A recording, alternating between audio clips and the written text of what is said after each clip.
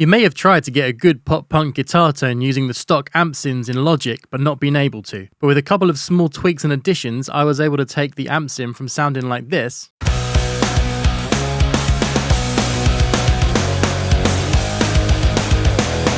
to this.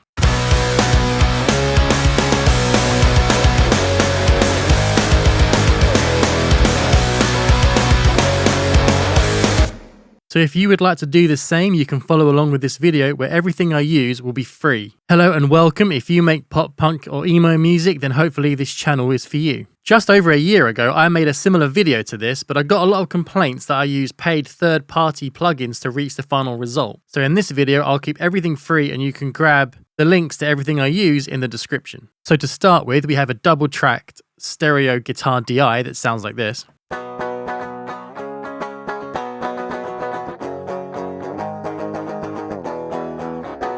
Let's chuck up our stock Logic amp sim. And I wanted to use a Marshall for this, so we'll go for the modern British stack. So on default, when you load it up, it sounds like this.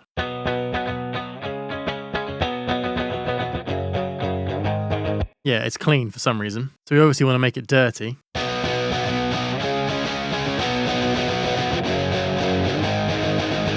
Yeah, to me that doesn't sound exactly what a pop punk rhythm tone is supposed to sound like. And on default here, we get given a ribbon mic on the cab anyway, but let's hear that in the mix just so we can see what that stock amp setting gives us in context.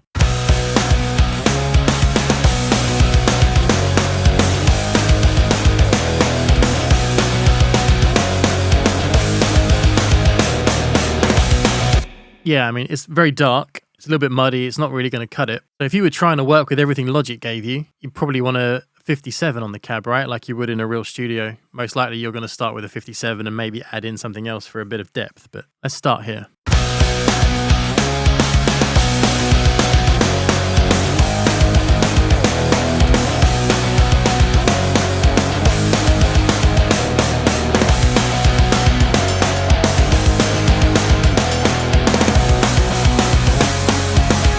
Yeah, it's strange. It doesn't quite react how it would on a real amp. I always go for the sort of edge of the cone here, but I'm not quite getting what I'd expect. Let's hear it in solo.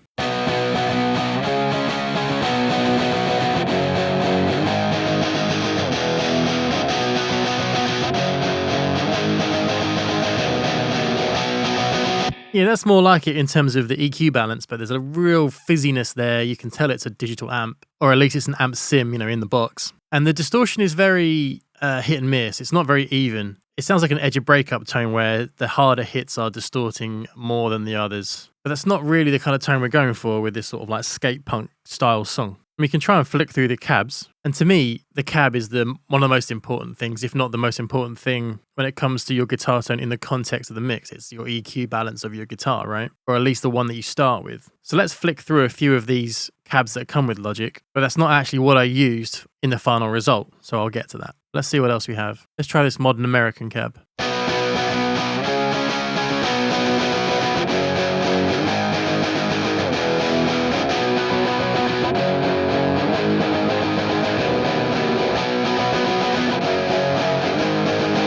So it gets a lot smoother at the edge of the cone, which is where I would go in real life, but you lose all of the presence from it. And it's a 57 mic, so that's confusing to me a little bit. Then you come in for the presence and you just get hiss and you get noise. And yeah, we could take it out with EQ, but I'd rather have a better starting point than that. What I actually did for the final result was I switched it off, so I set it to direct there, and I used a free cab sim, which was called God's Cab, and I'll put the link for that in the description. There's actually loads of impulse responses you can use. So all you'll need with that is a impulse response loader. And this impulse response loader here, the NAD-IR from STL Tones, is free. So I'll also link to that in the description. So I've set the routing to stereo, and I've made a few tweaks here on these sort of global controls. So we've got the low pass set at 11K, and that does help deal with the harshness that you get with these digital amps. The panning is set hard left and hard right, because we're dealing with a stereo double track here. Room is at 30%. So when you get these impulse responses, what you'll notice is you have different mics, which is cool. And I highly encourage you to try these out. But as we've gone with a 57 for comparison, I wanted to stay with the SM57 here. And you'll notice these confusing folders, TS and no TS. According to the manual, that stands for tube screamer, which makes sense because you can put a tube screamer to help control the low mids and have the drive off, etc. I'm actually going to use something from Logic, so we won't need the Tube Screamer. So we'll go for the no Tube Screamer. And then here we go. You have a whole look at all of these, and this is all free. It's quite incredible. But the one I actually went for, and I did this same cab on both sides, the left and the right, was this 57 Grill Cone Near Presence 4. So that's a presence boost, and I guess it's wherever they had it near the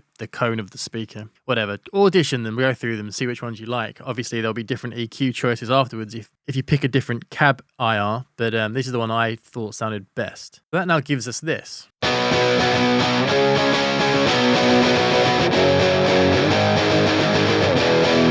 So there we go. We have some of that bite and presence. We don't have as much hiss and like fakeness as the stock amp sims were giving us, but we don't have a nice sounding mid-range and body just yet. So we'll work on that. However, before I jump into EQ, what I'm actually going to do is load up the free pedal board that comes with Logic, and I'm going to put this before the amp sim. So if we go to the pedal board stereo, I'm going to use this vintage drive pedal here. So the tone is pretty much down the middle, 1300 there. The drive is as far off as I can get it, and the level, I boosted it a little bit to get a bit more gain out of the amp. That was nice. The addition of this drive pedal gives us this.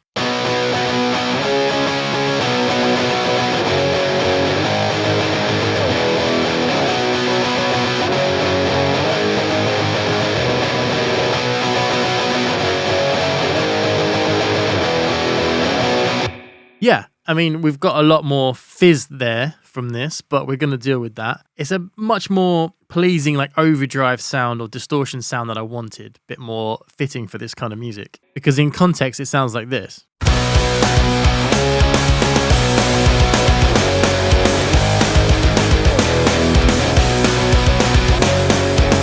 See, when I turned it off there, it lost its life, right? That's why I feel like this was the kind of drive we were going for.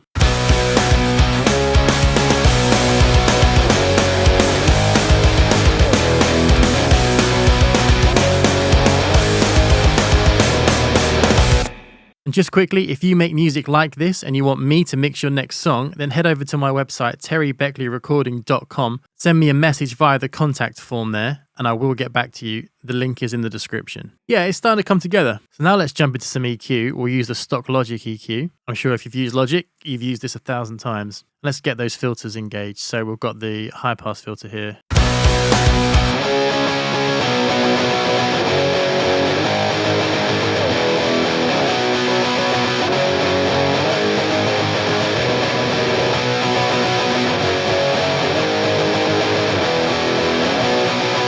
Now let's add that low pass in and get rid of some of that fake fizz.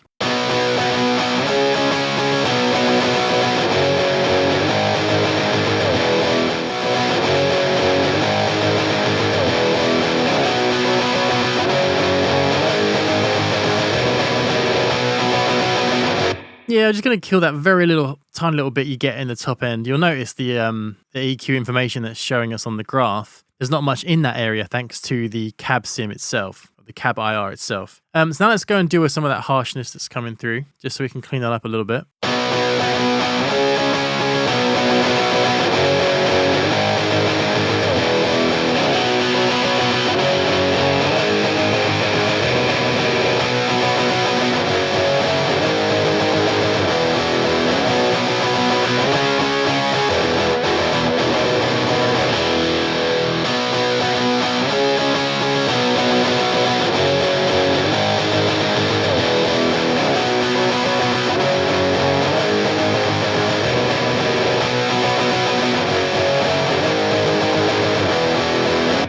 Yeah, it helps. There's still resonant frequencies there, but we are listening in solo. So I don't want to go too crazy. Cymbals are going to mask a lot of that, which can be an advantage sometimes. I want to clean up these mids as well. I'll try and refine these sort of mid-range.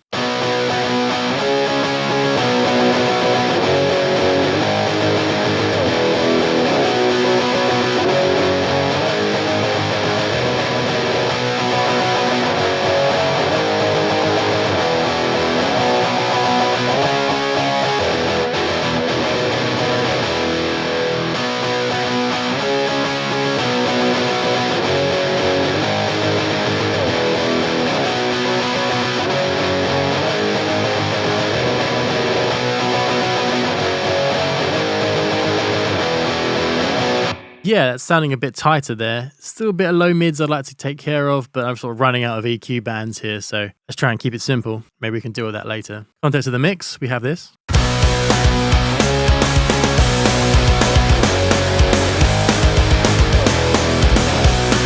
Cool, yeah, it's really getting there. With a single band EQ now from Logic, I just want to take out, there's a little bit of like non-musical fizz or hiss, and it's just bothering me a little bit, so I'm going to kill that. So I'll take a narrow Q with this single band EQ, and it's going to be around here somewhere, so let's go.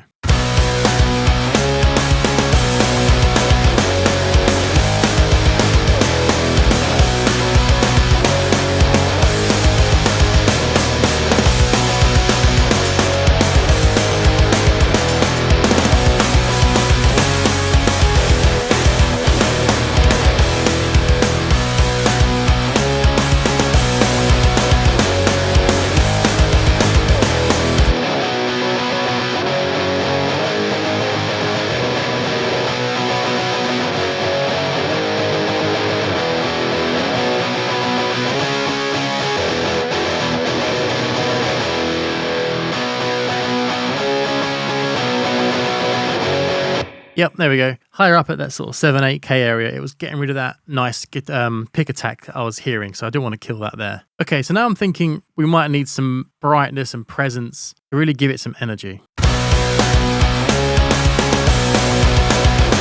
Yeah, she's a tad dull, so I'm going to use the Vintage EQ collection from Logic, and I'll go with this tube EQ here, which is quite obviously modelled on a Pultec. Let's see what we can get out of it. I know straight away I'm going to change this drive here. I'm going to turn it off because I've got something in mind later on when we get to the compression. That will be like a saturation or like tape saturation effect.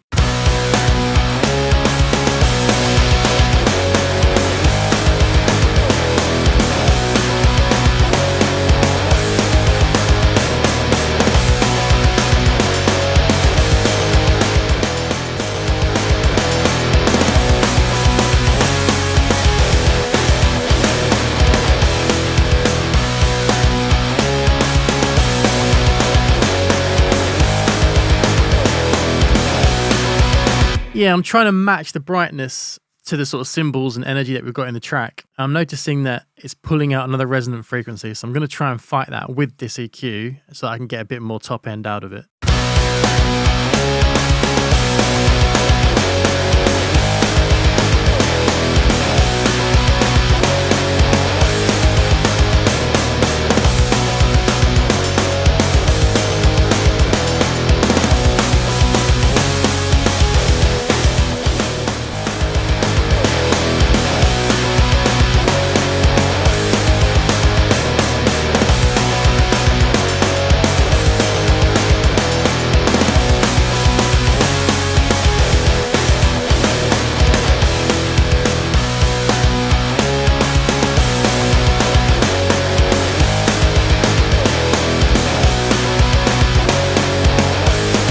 Yeah, there we go. I think it's actually a build-up of all the stuff happening. There's a slight build-up at 2K around there. So I don't want to pull it out of the guitars. I can deal with that by going back. But this is a guitar video, so we won't stress too much about that. There was a little bit of like energy at 4K, and I did take it out, but I felt like it didn't sound too real. It sounded a bit fake, so that's why I landed on that one there. Okay, now for some compression. And this is where I want to get that sort of tape saturation sound just slightly on the guitars. Logic doesn't really come with a tape saturator, so we're going to use it this way around. So this is the stock compressor from Logic. I'm using the Studio FET, which is basically an 1176, and I think you can tell by how it looks. I'm going to push the attack. So I've pushed it up here. So I want a slower attack, so I want to keep that pick attack in there. And I've got the release quick because I want to give it some energy. And then I've got this distortion here set to soft, and that's what I'm talking about with that sort of saturation. I just want to add a little bit of that to it. Turn the auto gain off so I can gain stage it better. So let's hear what this is doing.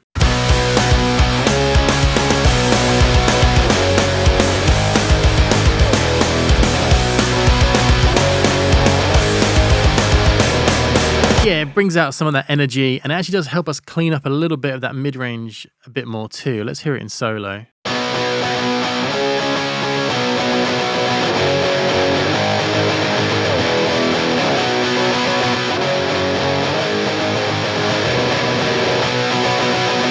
I've I've got the, I've been gain staging here, so I have pushed it a decibel up. I'll bring that down so you can hear it without the volume jump.